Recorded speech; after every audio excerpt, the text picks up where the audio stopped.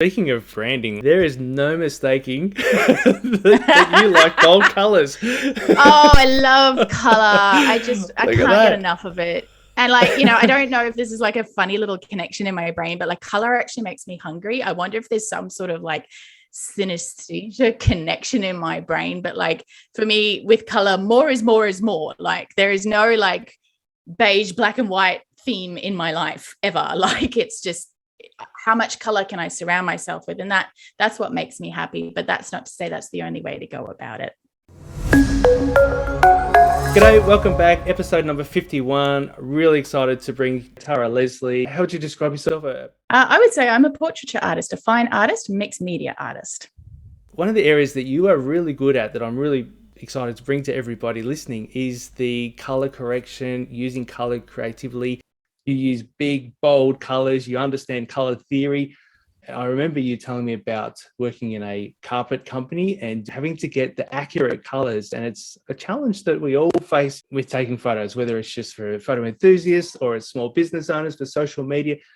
So I just want to break that down. I guess the first place to start is white balance. So what is white balance? Well, without getting too technical and too involved in it, I suppose the way I would describe it is, every light source can cast a warm or a cold direction. A lot of the light bulbs we use in our house, if they feel particularly clinical, they might have a blue cast, or if they've got that warm feel, then they've definitely got a yellow cast. So the white balance is actually sort of trying to figure out what our whites look like under different light sources. And white balance can be a tricky thing to get your head around because it's like, surely white is white, but actually white is not white. White is influenced by everything around it, so it's all about learning about what your light source is, what cast that is, whether it's warm or cold, and then adjusting your settings appropriately. So nowadays, as we know, a lot of mobile phones just have these automatic white balance settings. A lot of cameras do a really, really good job of the auto white balance.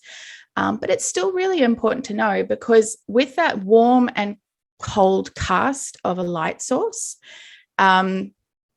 that can then affect the colors. Your magentas might start looking a little bit more peach or orange if there's too much yellow, or if there's too much blue, then they'll go the other way. So if you don't have your white balance right, your colors can seem particularly wrong.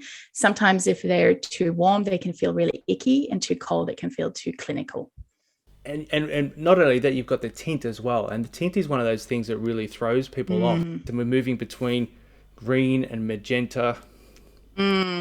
Yeah, I guess so. And I suppose, look, I mean, I'm no tech head when it comes to this stuff, but I suppose it's just a Oh, matter that's of why I really. brought you on, Tara. I thought you were.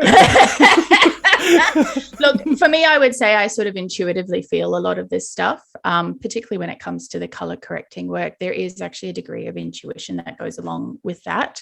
But yeah, that magenta and that green tint can affect things, especially like skin tones. Like if there's too much green in a skin tone, that doesn't look right. Too much magenta, a person can look flushed, and say like as a portraiture artist, if I'm color correcting photographs of my work for reproduction, you want to make sure you've got that tint right and also the white balance right.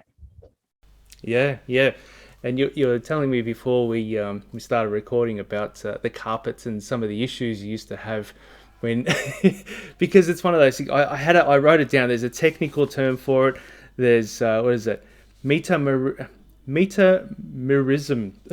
and Oh, inconstancy. There's all these technical terms about what it means, and basically different light mm, sources, as you said, but also illumination of light as well. So you could be mm, indoors, you could be outdoors.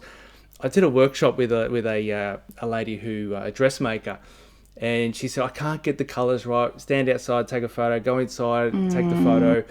Same fabric, similar lighting conditions, and it was a struggle to switch between the two. And I couldn't convince her that the camera just records what's in front of you as numbers. It doesn't Yeah. perceive colors like us. So what was it like doing those sort of photos? Well, you've actually really touched on something there. And before I tell you about my experience as what I call a carpetologist, color correcting photos of carpet, it's really interesting. I've had a lot of people say to me when they actually view my artworks in person that they go, "Wow, like a digital image on my phone, on social media, or on YouTube, a video or whatever, it's like the colors, they don't translate like as and I know what I'm doing with color correcting, but there's just something really interesting about like that translation and those iterations of color from what the natural, like what our eyes see. So for me personally, I believe art should be experienced in person. And if, you know, someone's interested in seeing my artwork, I will always try and get them to see it in person if possible, because it just translates with the human eye in a different way than it does by the time you've taken a photograph under lighting, you've edited it, then you're seeing it on a screen, possibly in a compressed JPEG, you know. So there's sort of this like sometimes a disconnect between what the human eye sees and then what's translated digitally or in print. And I feel like we still haven't quite fully bridged that gap. It's getting closer and smaller, that gap is. But there's still something really amazing about the human eye and experiencing things in person. And that's probably what your dressmaker friend was struggling with. It's like, well, she knows her colors and the fabrics really well, and she's seeing that disconnect. So how that then translated when I was, as I said, working as a carpetologist for a carpet company, and it was just this most obscure role that I found myself in. I just sort of landed in it, and it was just the circumstances at the time. I needed the job. And essentially my role within this company was I photographed the carpet, often under artificial lighting. And often that lighting, you know, it sort of washes things out. It tends to, and it depends what cameras you're using as well. And then I would import those photographs, sit in front of a color correct, accurate screen, and I would literally like hold a carpet sample, look at my Photoshop document and go, the cyan slider needs to move this way a little bit, and then the yellow needs to go this way. But so really, really sort of intricate work, and literally I just have to work my way through the pile of carpet samples until they were all color corrected. And then, you know, at least then we've got like a standard to put on a website for product images. It was a job that did my head in. By the end of it, I was so sick of carpet. And you know what, to this day, I can still spot the carpet and probably tell you the name of the carpet because I have color corrected the photos of that carpet. But I learned so much, and I actually learned so many skills that have like translated into my role now as a portraiture artist. And eventually my goal is to teach this to other artists because it's a skill that's quite technical. And if I can distill it down in an easy to learn way for other artists, I think they're leaps and bounds ahead of where they would normally be. And, you know, then they can reproduce prints and whatnot of their work accurately. And you mentioned all those tools using Photoshop. We can actually do this on Lightroom Mobile as well. So here's an example before and after. So this was inside your typical cafe, and you can see there exactly what you're talking about, those colors of the light source, and we can correct it. Lightroom open there, and we have the light panel. Let's go up to the light panel, and we talked about the white balance. We've got the sliders where we go between the blue and the yellow. So if I go back that way, the tint, we can bring that magenta out, add some, and this is what we're doing. We're counteracting, as you said. So we do that. Vibrance affects the colors but retains those skin tones. And you talked about that earlier, about it being so important with skin tones. So we can boost the vibrance but still protect the skin tones. We'll bring that back a little bit more. And then decrease the overall saturation. We can see there the plate, and if you're listening to the podcast, I'm trying my best to describe this for you as well. Okay, and then, so this is all inside the light panel, inside Lightroom Mobile, and this is free. This is a free app. This is the free tools. Then we can go into the color grading, and, wrong one. We go into color grading, move across to the highlights, because the plate is a highlight. And I want to, and you can see the plate's not quite white, and white, as we mentioned, is the real measuring stick, if you like. If white's not quite right, then we know that it's wrong. If that makes sense.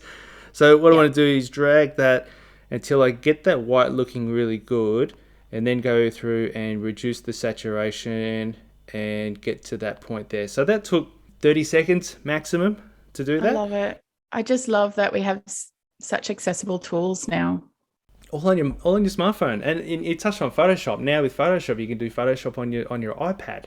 Yeah, there's amazing stuff happening, and I'm loving watching this, particularly the mobile space. Like, I mean, I'm set up with, you know, a pretty heavy duty desktop, and I've got a big camera or whatnot. But, a lot of artists, don't have a few $1,000s to invest in, a big camera or whatever it is. And they might have their smartphone or their iPhone already. And like, what's really interesting is watching the progress Apple is making in this space and a few of the other smartphone companies, particularly now that a lot of the pro versions of their mobile phones have the ability to photograph in the file format RAW, and RAW is a very, very powerful format, and you've just got so much more scope to edit as opposed to, say, a JPEG.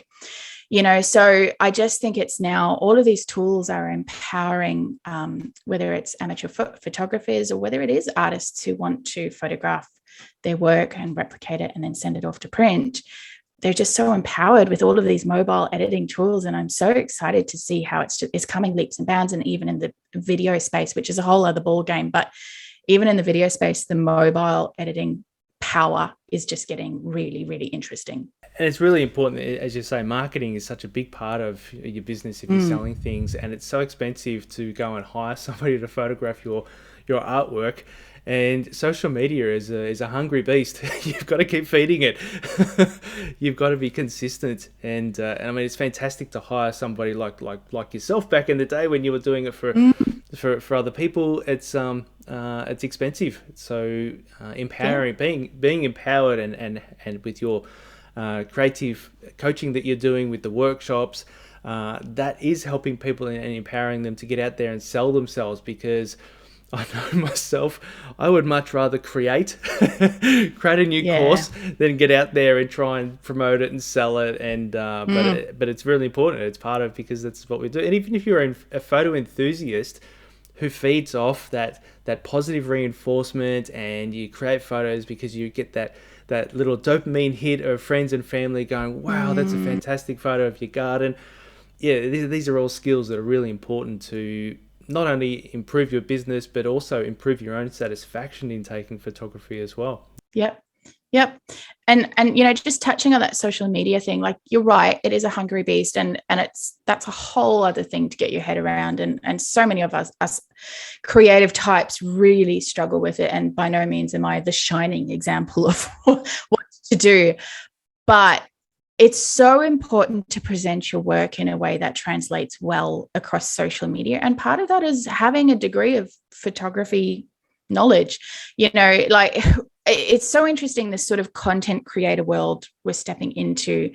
You might be, for me, like, I am now a fine artist, but I now have to teach myself video. Like, I have to have this whole other skill set to show the artworks I'm creating and to promote it and then share that on YouTube for other artists. Or I have to be a photographer. And I'm very fortunate. I have a background in photography and I studied some of this at university, and I understand that. But I'm seeing, like, the bar is being raised for all us creative types. It's like the language we're all having to speak in is now visual presentation, and that is video and photography, and more so video now, but photography is a part of that, and so I've had to even just learn how to photograph my work in a way that the light is best to show off all the colors, and whether that's natural light or is that under artificial light, and is that on my phone or is that using my big camera, and then translating it into a format that works well for social media. So there are a whole bunch of like hurdles to jump, and that is very much part of the growing pains of now becoming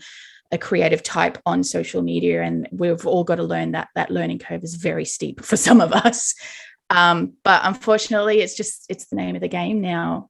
Okay, I'd like to talk about using color creatively. It doesn't always, especially in the creative space, it doesn't have to be an accurate, true representation of colors. It does when you're selling carpet. Unfortunately, I'm not in the carpet game anymore. Yeah, that's it. But for us that are just taking photos of landscapes or flowers and bees chasing it, although I do try and I do saturate the yellow in the bee to try and make it look better.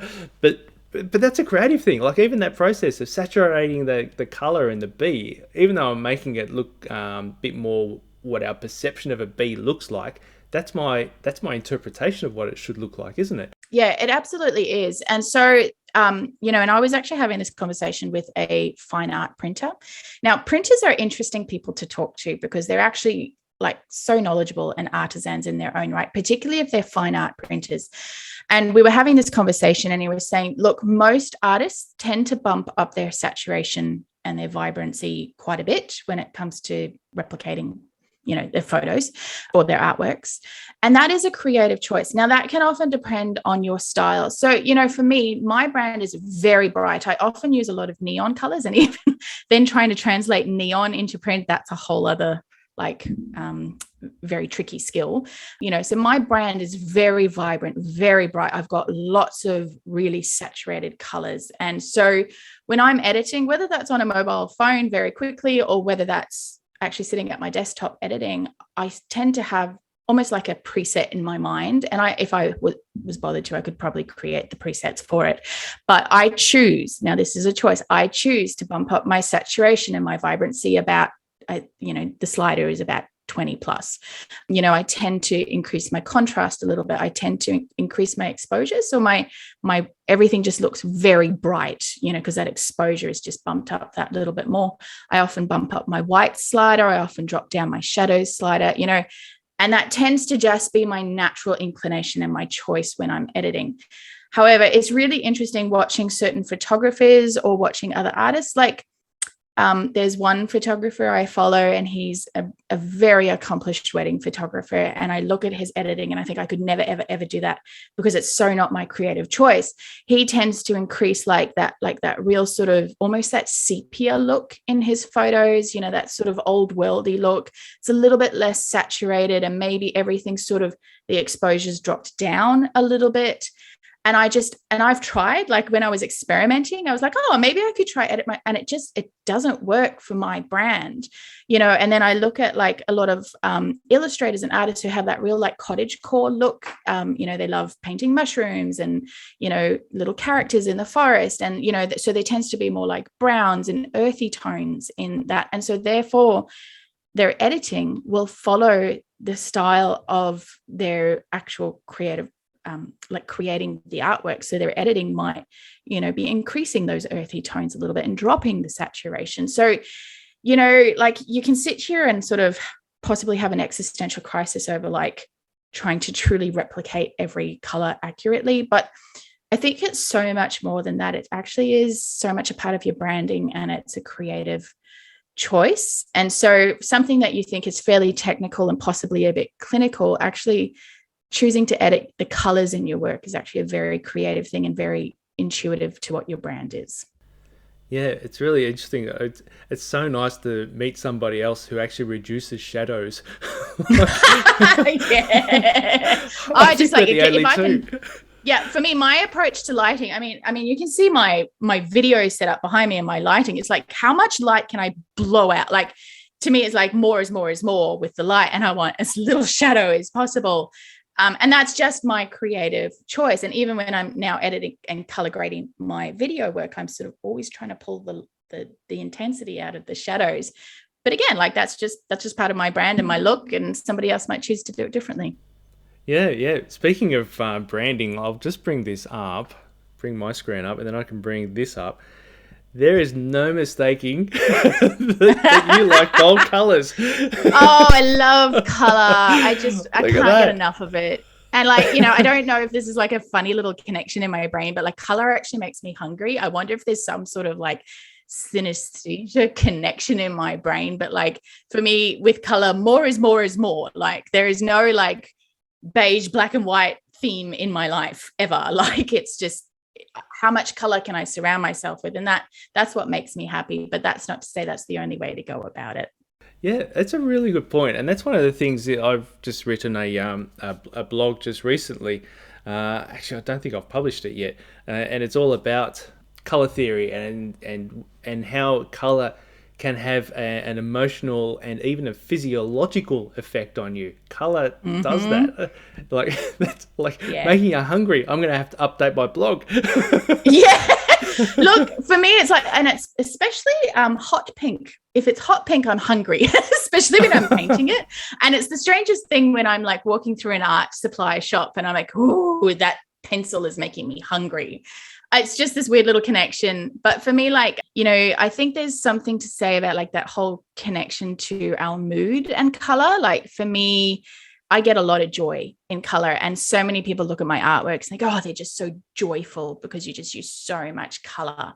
And that's just my whole like approach to color. It's like I've said, more is more, and the brighter, the better. The whole natural versus studio lighting is quite an interesting thing. Like what would make you choose one over the other? Because most people just say natural lighting wins, and then they don't even really consider studio lighting. So it'd be Not always. interesting to hear Yeah, it your. just depends. Yeah, that's what I like. Depends. Go with that. Okay. Yes, sometimes studio can be better, and I suppose the thing that comes with that is you have control over studio lighting. So like, I mean, you and I, we live around Melbourne, and like if I was to rely on natural lighting through winter to like photograph my works, I don't know how and when that would happen. So I've got pretty comfortable using studio lights, and I've even got, and I don't have it set up. I can often have it set up there, but I've even got a little light box, a really, really high powered light box that if my work is small enough and it fits within the light box, it's sort of illuminated from all sides. And then you've got a very controlled environment for your lighting. So I suppose it comes down to a control thing. Natural can be really quite lovely because it tends to complement the work a little better. Sometimes studio lighting, you can almost sort of feel like the work could be a bit blown out or a little bit washed out because those lights are so intense. So you do have to spend a little bit more time going into the individual color channels and like pulling out all the right colors. And you're literally sitting with the work next to your computer and you're like looking, and that's the skill. Natural lighting can be really quite interesting. And I've seen some artists like photograph in full-blown sunshine, and that works really, really well for their work. And then they sort of will come into Photoshop and then just tweak it a little bit. And I found the natural lighting is a little bit less editing involved, but again, you don't have control over whether you're getting a sunshiny day in Melbourne. So if you can learn studio lighting as well, and if you can have a relatively small setup, like you don't have to have big studio lights, like those little light boxes you can get for less than $200. And you've got all sorts of beautiful LED strip lights around the actual light box itself. You can get some really consistent lighting, and then you've got complete control over that. So there's definitely pros and cons to each, and it's just a matter of figuring out what you're most comfortable with and what suits your work best. Yeah. And as you say, there's so many different lights. Like I've got a couple of lights here from Ulanzi, and you can actually go in there and you can change not only from warm to cool, like orange to white. You can change the RGB value, so you can have a green light. Because as we touched on before, different colors have different luminance, different brightness values. So the studio gives you that control. You go, you know what, that green, because it's a dark green, that's going to absorb the colors. I want to pump in a little bit of light over there. I want to backlight that. It just gives you control to actually make some colors, because it's all about composition. I'm a composition freak. I love composition. It's a powerful tool. Yeah, and people don't underestimate color as a compositional technique, because brighter colors attract your eye. Other colors kind of just recede in the background, create depth, which is fantastic. And then with the light, you can control all that. Yeah, and mood falls into that too. Like I spend a lot of time thinking about the mood of my work, particularly if you're doing a portrait. You want the mood to be right, and I tend to have a tendency to lean to wanting things to be a little bit on the cooler side of things when I edit as well. Like I want my white balance to be just that little bit cooler than neutral. And I just think there's sort of like maybe a more modern edge to that. Also, I feel like, if things are a little bit too warm, they can just seem a little bit icky and muddy. But that also plays into the mood that I want to feel in the work. So color has a lot to do with the mood you're trying to get across in the actual work. Yeah, absolutely. And I've just shared here on your website, you have, and it's taraleslie.com. You have a guide there that people can download, and it's all about how to actually select the perfect photo, as you say, and you touch on mood, posing, all these different considerations. So so Tara Leslie lightroom.com, and it's fantastic. Just put in your name and email, and a lot of great information there. Yeah, because just to touch briefly on like the fact that like I am a portrait artist and I actually require a photograph to work from to render this portrait. So, I've actually got to work pretty hard to help my clients. Like if I'm not like in the vicinity of being able to photograph them, I have to actually coach them how to like take this photo that I'm now going to turn into a portrait. So I've had to create this whole guide on like, okay, what's a good pose, what lighting is great, what natural light, shadows, all of that. And so I've got a very extensive PDF to help potential clients select the right photo, because that photo will ultimately become a work of art that sits on their wall for hopefully the rest of their lives. So yeah, photography, it's this really interesting connection with my work. Photography plays so much into that. And, and if a client is using a smartphone, that's totally okay. We can still get really good photographs from smartphones. I also want to touch on something you've got coming up in the future that I'm really excited about, and that is the course on creativity and getting past that creative block.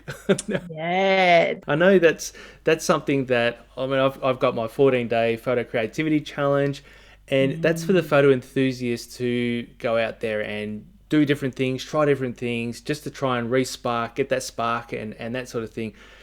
But I'm really excited with your background and experience to see your angle and how you handle it. Can you tell us a little bit about that? Give us a bit of a teaser. I'll definitely have you back when it's ready. Oh, I can't wait. And I actually think working together around that whole subject is going to be really interesting for you and I.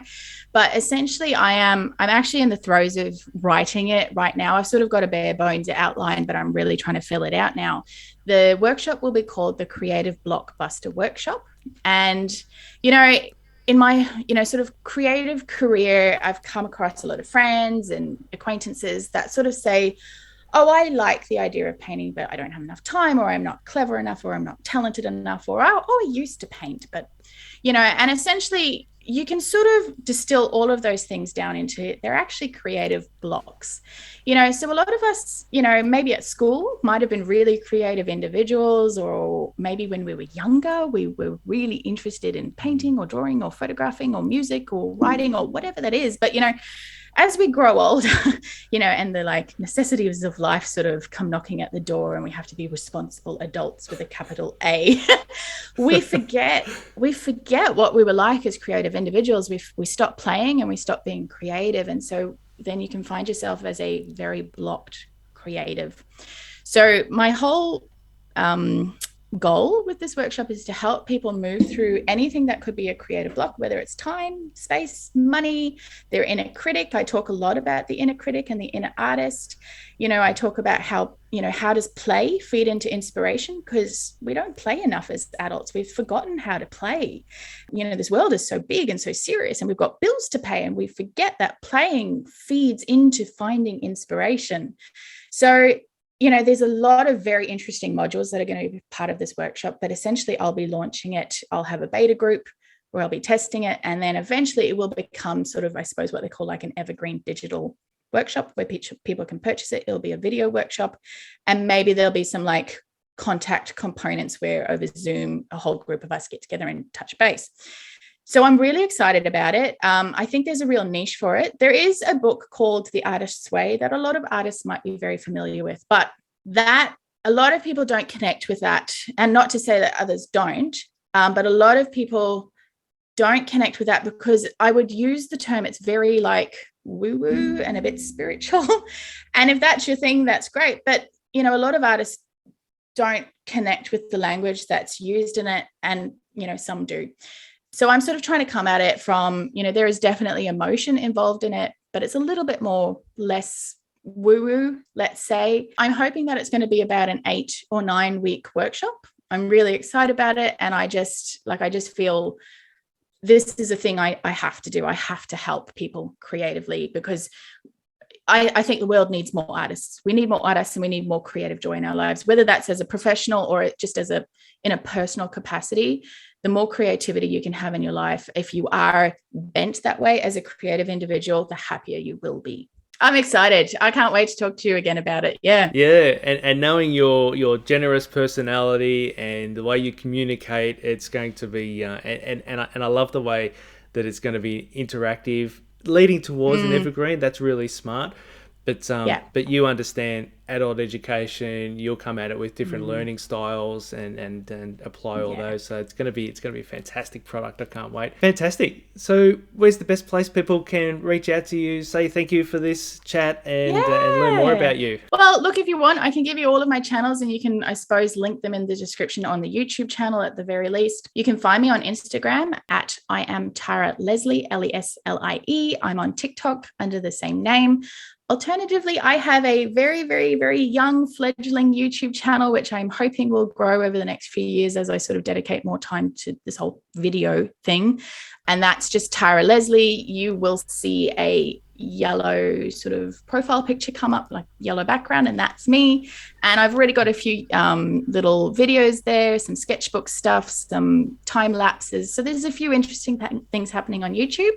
Alternatively, you can go to my website, taraleslie.com, or email me at hello@taraleslie.com. And I would love to hear from you. Perfect. Thanks for joining me, everyone, and we'll talk again soon. Bye bye. Bye.